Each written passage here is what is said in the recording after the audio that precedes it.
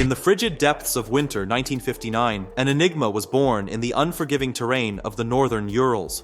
9 Soviet adventurers vanished without a trace, their fate unknown, until a grim discovery 2 weeks later. At the foot of a mountain ominously dubbed Dead Mountain by the local indigenous people, their lifeless bodies were found. This tragic event would forever mark the area as the Dyatlov Pass, named after the ill-fated expedition's leader. Decades later, the mystery captivated the imagination of an American student, Holly King. Driven by an insatiable curiosity, she resolved to retrace the steps of the doomed Soviet group. Her interest was sparked by a documentary chronicling an unsuccessful attempt by American researchers to unravel the perplexing circumstances surrounding the Dyatlov group's demise. Encouraged by her professor, Holly embraced the challenge of delving into this cold case for her psychology project. She enlisted her friend Jensen, a budding film director, to document their journey. Their determination and compelling proposal secured them a grant to pursue this haunting mystery. The professor revealed that her own fascination with the incident stemmed from a novel penned by Soviet journalist Yarovoy. Intriguingly, Yarovoy met an untimely end in a car accident shortly after his books were confiscated by the authorities. This detail raised Jensen's suspicions, hinting at a possible cover-up of something far more sinister than initially believed. While hypothermic dementia is often cited, the simultaneous disrobing of all 9 experienced adventurers defies logic. The avalanche theory, too, crumbles under scrutiny. Why would the group linger shoeless near their camp for hours if they sensed impending danger? As theories multiply, whispers of Russian military secrets add an air of intrigue, suggesting that the full truth may forever remain shrouded in mystery. It's against this enigmatic backdrop that Holly King and her team embark on their daring expedition. Their journey begins with a flight from Oregon to Chubin, gateway to the forbidding Mountain of the Dead. This ominous moniker, bestowed by the Mani people, stems from a chilling history of unexplained fatalities and vanishings in the area. Holly's team is a carefully assembled group of experts. Denise, a skilled sound engineer; Andy, the intrepid president of the Northwest Pathfinders Association, who's conquered America's most challenging peaks; and Hauer, fresh from a year-long odyssey in the Himalayas. United by their quest for answers, they meticulously prepare, stockpiling supplies, poring over maps, and honing their mountain skills. On January 25th, filled with a mixture of excitement and trepidation, the team sets out, but their adventure takes a dark turn when news breaks across US media of 5 Oregon students vanishing in the Ural Mountains. Rescuers recover abandoned tents, backpacks, and equipment, echoing the eerie fate of the original Dyatlov group. As a Russian TV correspondent delves into the peculiar disappearance of the American documentarians, experts scramble to formulate theories. The harsh realities of the mountain environment come into focus. Temperatures plummeting to a bone-chilling 50 degrees Celsius, coupled with disorienting winds that can lead even experienced hikers astray. Yet more outlandish explanations begin to surface. Some speculate about extraterrestrial involvement, citing numerous UFO sightings in the area. Others whisper of Yeti encounters. Adding to the mystique, Mani elders recount strange rumblings and fiery orbs hovering above the mountains on the fateful day of the Dyatlov group's disappearance. As the search intensifies and theories proliferate, one can't help but wonder, is this treacherous mountain truly a gateway to another world? It seems they may have succeeded all too well.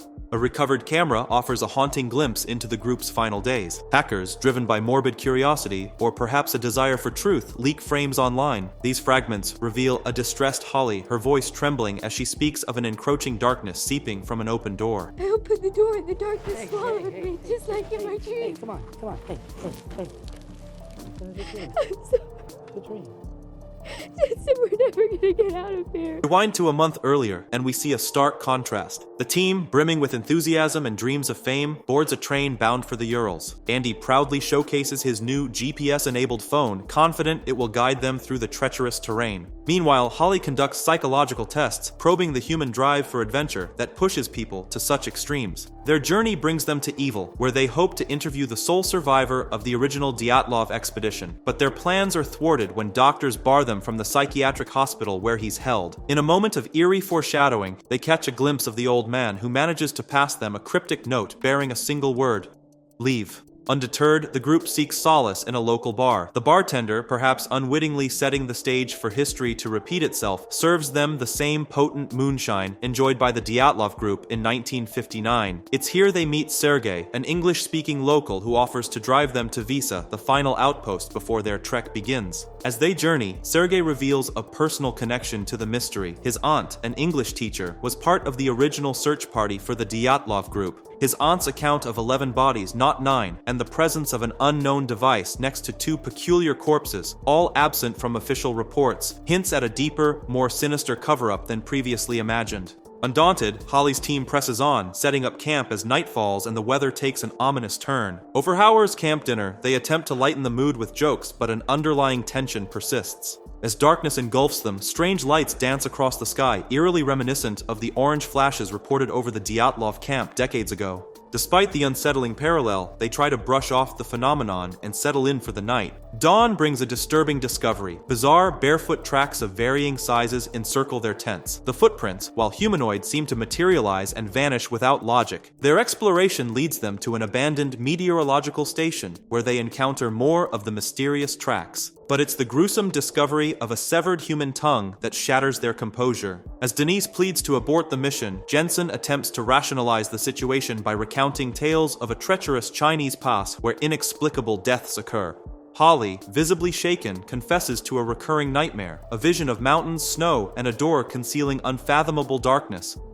She admits this dream led her to the Dyatlov Pass, convinced it held the key to unlocking these mysteries.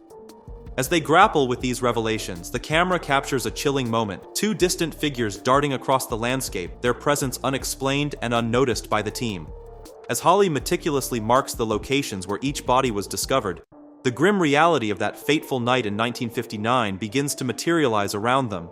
The scene she paints is chilling. Sometime between 9 and 11 p.m., an inexplicable and terrifying force drove the Dyatlov group from their tent in such panic that they slashed their way out, fleeing into the punishing cold of 28 Tauter C. As Holly recounts the victims' names and positions, each marker seems to whisper its own piece of the puzzle. Rustam Slobodin and Igor Dyatlov, the experienced leader, found farthest from camp. Zenita Karova, closest to their shelter, bearing horrific injuries that suggest a desperate struggle. Lyudmila Dubinina, Nikolai Tibobrinyol, Alexander Zolotaryov, and Alexander Kolovatov, their deaths a tapestry of conflicting evidence. The official cause of death, hypothermia, seems to barely scratch the surface of the truth. Rustam and Nikolai's fractured skulls, Lyoda and Alexander's shattered ribs, injuries inconsistent with their companions and defying logical explanation. No external wounds, no signs of attack, yet something possessed enough force to break bones without leaving a mark. The radiation found on Alexander's body adds another layer of mystery. Why him? What source could have left such a specific trace? Georgy Krivonishenko and Yuri Doroshenko's fate paints a picture of resigned despair, choosing to face their end by a dying fire, rather than flee into the unknown terror that claimed their friends.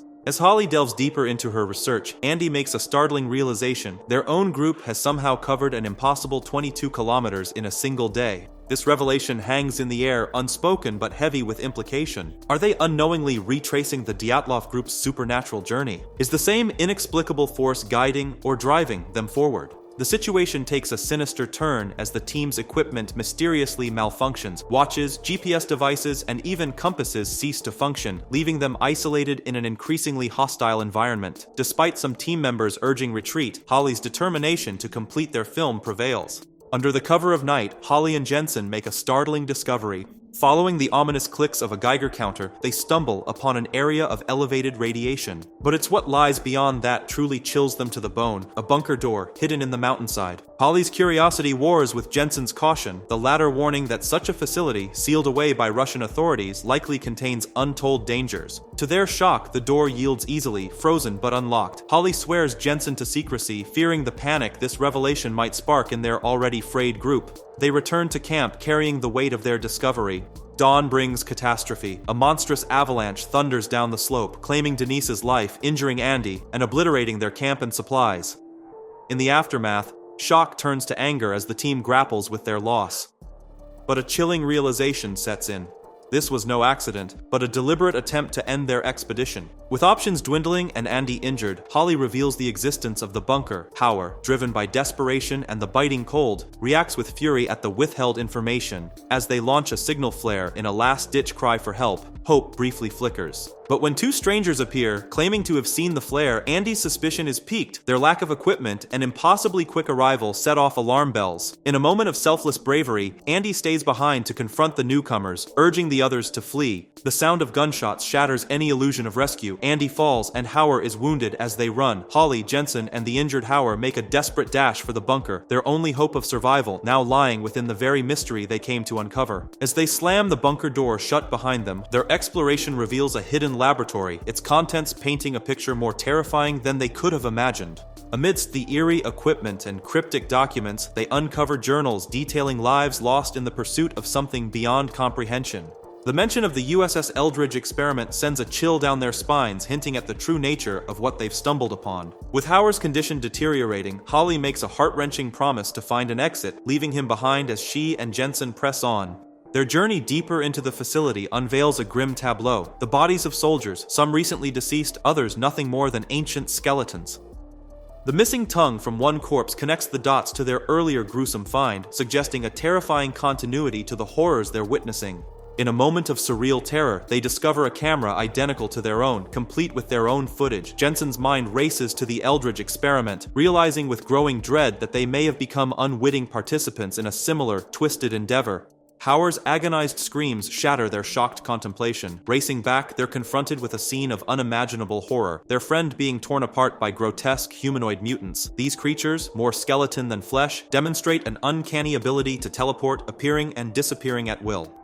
In a blind panic, Holly and Jensen flee, somehow managing to escape the bunker and seal the door behind them. To their bewilderment, the mutants don't pursue, as if bound by some unseen force to remain within the facility. As they stand in the harsh mountain air, gasping and trembling, the full weight of their discovery bears down on them. They've not only uncovered the truth behind the Dyatlov Pass incident, but stumbled upon a secret far more terrifying, a decades-long experiment in teleportation gone horribly wrong. But their ordeal is far from over. With their team decimated, their equipment lost, and the knowledge that they themselves may have been altered by whatever force resides in that bunker, Holly and Jensen face an uncertain future. As they examine primitive drawings on the tunnel walls, they realize they've stumbled upon a nexus of teleportation portals, gateways that could lead anywhere in space or time. With no other choice, they decide to risk entering the tunnel, focusing their thoughts on the familiar ground near their camp and the bunker entrance. The narrative then shifts dramatically, catapulting us back to 1959. A young Soviet search team member stumbles upon bodies that shouldn't exist, the count of victims already complete. Soviet soldiers swiftly move these anomalous corpses into the bunker, with a major confiscating a perplexing device, the Americans' futuristic camera.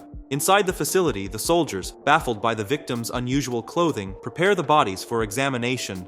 Holly and Jensen, their forms now grotesquely mutated, are hung on hooks in a separate cell. As the room empties, an impossible scene unfolds. The creatures begin to stir. In a chilling finale, the man, presumably Jensen, raises his head, locking eyes with the woman. Holly, identifiable by the angel wing tattoo on her neck, turns her gaze to the camera. This haunting image leaves us with a paradoxical loop of cause and effect. Have Holly and Jensen become the very creatures they fled from? While the narrative takes creative liberties with historical events, it skillfully weaves together known facts with speculative fiction. The blend of found footage style, compelling performances, and stunning locations creates a thrilling viewing experience that keeps audiences on the edge of their seats.